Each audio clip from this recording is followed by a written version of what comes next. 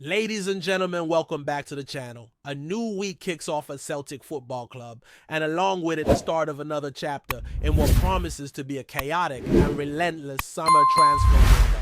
As we all know, this is the time of year when rumors fly around, speculation builds up with every passing hour, and the club's name gets tied to every promising youngster from Dundee to Dubai.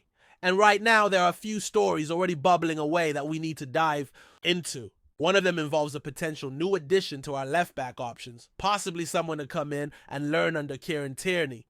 The same Tierney that's back and looking like he never left. And then there's another twist in the Matt O'Reilly saga. Yes, even though the lad's not even here anymore, his name still manages to find its way back into Celtic news, and this time it might mean a fresh boost to our transfer budget. But we'll get to that. Let's start with the most immediate name doing the rounds, Harley Mills. So Harley Mills, a young English left back who's just enjoyed a brilliant second half of the season with Peterborough United. Over the past 24 hours, a flurry of reports have suggested that Celtic are considering a move for the 19-year-old who's been making waves down south with his energetic performances and solid contributions in both defense and attack. The story first broke as whispers, as they often do, but it quickly picked up steam as more and more outlets confirmed that Mills is being watched closely by a number of clubs, including at least one from the Premier League, who, according to reports, have already lodged a bid in the region of £1 million. Now, before we get ahead of ourselves, let's not pretend this is a done deal. Far from it. In fact, if Fulham really have tabled an official offer already, you'd be forgiven for thinking we might be arriving a bit late to the party. And that's what makes this situation so intriguing. On one hand, you've got Celtic, a club with Champions League football and massive support, and a real platform for any young player wanting to develop and play on big stages. On the other hand, you've got Fulham, a mid-table Premier League side without European football, but with the glitz and glamour of the English top flight. And for a young English lad trying to make a name for himself, the lure of the Premier League can be hard to resist. But here's the thing, and this is something I always say, Celtic should never undersell itself. We've got so much to offer. Playing in front of 60,000 fans at Celtic Park, fighting for trophies every season, and being part of one of the most passionate footballing cultures in the world. That's gotta mean something, especially when you consider the chance to learn from a player like Tierney, who has been there, done it, and come back home to lead the next generation. Mills would be walking into an environment where he could truly grow, where he'd be given time support and real opportunities to shine, not just be loaned out 6 months down the line like so many are in the English system, but at the same time, let's not sugarcoat it. There's a genuine risk that this is one of those stories that builds up quickly, only to fizzle out just as fast. If Fulham are already serious and Peterborough are entertaining offers, we might simply be watching from the sidelines as another talent gets snapped up before we've had the chance to act. That said, if there's even the slightest opening, think this is a player worth pursuing. For £1 million, it could be an absolute steal. We're talking about a defender who was instrumental in Peterborough's promotion push, who earned rave reviews from his coaches, and who's got the kind of mindset you want in a young professional. One of his former youth coaches even said, he's been outstanding since the turn of the year, describing him as one of the most consistent performers in the squad and highlighting his defensive determination alongside his quality on the ball. Apparently, he's got a terrific left foot and he's shown maturity well beyond his years, including during a loan spell at a non-league club earlier in his development, which he accepted without complaint and used as a learning experience. That says a lot about his character. And for me, that's half the battle. You can teach tactics, technique, and shape. But attitude, that's something you either have or you don't. And by all accounts, Harley Mills has it in spades. Now, let's talk strategy. Because if the idea is to bring him in as a backup, someone who can learn under Tierney and be eased into the side over the next season or two, it makes perfect sense. We've seen it before. Players who start off as understudies and go on to become key contributors when given the right environment. And with European football on the horizon and the physical toll that comes with competing on multiple fronts, having depth at left back is more than just a luxury. It's a necessity. We've been linked to other young left backs this summer, including one from Japan who's only 19, and it feels like the club is seriously considering a youth-driven approach to bolstering that position. I'm all for that as long as it's done with a clear plan, because we can't just stockpile young players and hope one of them sticks. We need to identify the right profile, the right mentality, and integrate them properly into the squad. Mills looks like he could be that kind of player. Someone who, given the right guidance and a bit of patience, could become a first-team regular in the not-so-distant future. But again, that all depends on whether we move quickly enough. Because if Fulham, or any other English club for that matter, close the deal before we even get a seat at the table, then it's all moot. And that's the frustration sometimes with our transfer dealings. We know the budget is limited compared to Premier League sides. We know we can't compete with their wages or the TV money they throw around. But what we can offer is a clear pathway, a massive platform, and a chance to play under the lights in the Champions League. That has to be sold better. That has to be emphasized when we're in talks with players like this. Because once they understand what's on offer, I genuinely believe Celtic becomes the more attractive option. And if the deal was to be done around the £1 million mark, I'd call that shrewd business. You're getting a young, hungry, talented defender with room to grow who could step in when Tierney needs a rest or in domestic fixtures where rotation is necessary. That's smart squad building. That's planning for the future without sacrificing the present. And it also allows us to allocate more of our budget to other areas. Because let's be honest, there are still a few positions in this squad that could use strengthening if we're to make a real push in Europe this season. So for now, it's one to keep an eye on. The signs are promising, the player looks ready, and if Celtic can act decisively, this could be a brilliant bit of early summer business. But if we hesitate, there's every chance he ends up elsewhere. And we're back to square one chasing names off a growing list of missed opportunities. Now shifting gears just a bit, we need to talk about a name that refuses to stay out of the headlines even after his departure, Matt O'Reilly.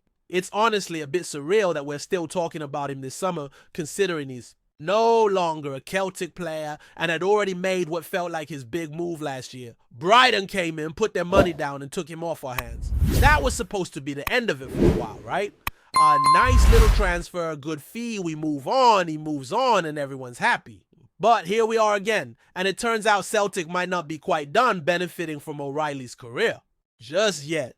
Reports this week have suggested that Everton are sniffing around, potentially lining up a move for the Brighton midfielder, and that has a lot of implications for us. First off, we're not talking about a straight-up transfer story. We're talking about clauses, those magical little bits of paperwork that can keep giving long after the original deal is done. When Celtic sold O'Reilly to Brighton, they were smart enough to include a selling clause, and by the looks of things, it's about to pay off. From what's being reported, Celtic inserted a 10% sell-on clause when they agreed to the deal with Brighton, which means that if Brighton now sell him for, let's say, £30 million, Celtic would be due £3 million of that. Not a life-changing amount in modern football, but certainly a tidy little boost to the transfer kitty, especially when you consider that we just banked some extra cash from the Jeremy Frimpong move.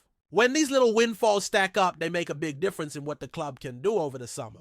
Now, the interesting part is the situation at Brighton. O'Reilly's time there hasn't been what you'd call smooth sailing. He's had injuries, long spells on the sidelines, and although he's shown flashes of the player, we all remember he just hasn't had the run of games. He needs to fully impose himself. That's not really down to a lack of quality. We all know what he's capable of. It's more about circumstances. Brighton have a very competitive midfield, and sometimes even top players find themselves struggling to get minutes when the squad's that deep. Even so, he managed to score a few important goals, including one against Manchester City, which should tell you everything about the level he's still capable of reaching. But with limited game time and a desire for regular football, it looks like he might be on the move again. And if that happens, Brighton will be looking to recoup as much of their investment as possible, which again is good news for Celtic. The initial deal was somewhere around £25 million, and if Brighton are looking to make a profit, we could be looking at a transfer fee north of 35 or even 40 million. You do the math. 10% of that and Celtic are laughing all the way to the bank. But beyond the money, there's something satisfying about watching a former Celtic player continuing to attract serious attention across Europe. It validates the work being done behind the scenes, the scouting, the development, the platform we provide. When a player like O'Reilly makes the jump and starts catching the eye of top clubs, it sends a message to every young talent out there: come to Celtic and we'll give you the stage to grow. That reputation matters, and it helps with every future signing. Now, before we wrap things up, there's one more name that's been floating around again lately: Marco Tilio.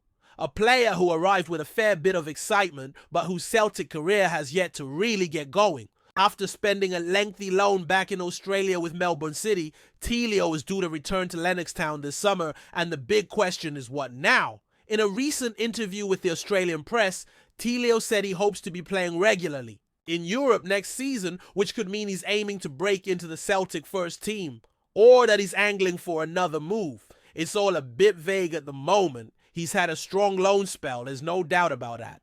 His performances in Australia were impressive. He looks fit and focused, and he's clearly regained confidence. But the reality is that the standard in the A-League is quite a bit below what he'd face in Scotland or Europe, and there are understandable concerns about whether that form would translate.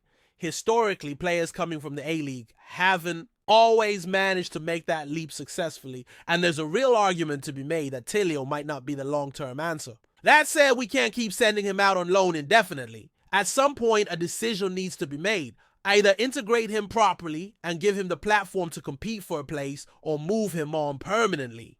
The club spent around £1.5 million on him, and if there's still belief in his potential, now's the time to show it. Pre-season will be massive for him. If he comes in and turns heads, who's to say he can't force his way into the squad? I'm not entirely convinced personally, but I'd love to be proven wrong. Anyone who wears the Celtic badge deserves the chance to succeed, and if he earns it, fair play to him. So with all these moving parts, potential incoming sell and windfalls, returning loanies, it's already shaping up to be a busy summer at Celtic, and we've not even reached the peak of the window yet. Before we proceed, subscribe to our channel and enable notifications to receive all exclusive news about Celtic FC. Don't miss any details about your favorite team. It's extremely important for Celtic FC fans. Whispers are growing louder across Glasgow that Celtic boss Brendan Rodgers may be on the verge of a sensational departure, with reports suggesting he has bid his farewells to the squad ahead of a possible move to the Middle East. The rumor mill has been in full swing since the weekend, with several sources claiming that Rodgers has been approached by an unnamed club from the ever-expanding Arabian football scene. It's understood that Rodgers, who returned to Celtic Park for his second spell with the Hoops, held an emotional meeting with senior players and key staff, fueling speculation that his time in charge could soon be coming to an unexpected end. Though nothing has been officially confirmed by the club or the man himself, insiders close to the situation hint that lucrative offers from the Gulf region have been tabled, and Rodgers is seriously considering a new challenge abroad. The allure of Arabian football, with its financial power and growing global stature, has lured several European managers in recent years, and Rodgers may now be set to follow suit. Some fans have already expressed disappointment at the prospect, while others acknowledge that such offers are hard to refuse in the modern game. After all, Celtic's gaffer has achieved significant success in Scotland, and a move could represent both a fresh professional venture and a financial windfall. Club officials remain tight-lipped, offering no comment on the speculation, but observers note Rodgers' recent body language and comments in press conferences have taken on a more reflective tone. Some suggest his farewell to the players was not definitive, but rather a precautionary gesture in case negotiations progress rapidly. If the rumors prove true, Celtic would face the daunting task of replacing a manager who not only brought silverware, but also implemented a distinct playing style that re-energized the squad. For now, the green and white faithful are left waiting, caught between hope and uncertainty, as the possibility of Rodgers trading paradise for the desert sands gathers momentum. As always in football, time will tell whether this is mere idle gossip or the beginning of a new chapter for both Brendan Rodgers and Celtic Football Club. Hello fan, don't forget to like and subscribe to the channel, as it means a lot to Celtic FC. Also, share your opinion about the news in the comments below. See you in the next video.